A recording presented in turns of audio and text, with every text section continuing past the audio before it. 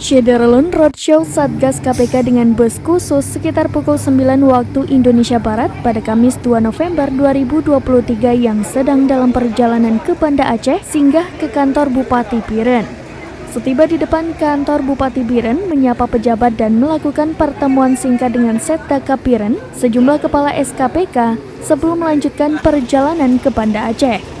Bus khusus ini bertuliskan Jelajah Negeri Bangun Anti Korupsi. Kepala Satgas Direktorat Sosialisasi dan Kampanye Anti Korupsi Adi Setio Tamtomo turun dari mobil disambut para pejabat, kemudian dilanjutkan dengan sesi foto bersama di samping bus tersebut.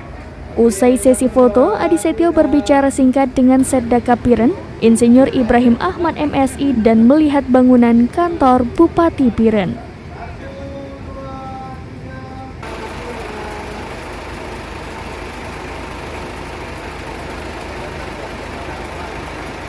Dalam rangka kita program Roadshow Bis KPK Jelajah Negeri Bangun Anti Korupsi.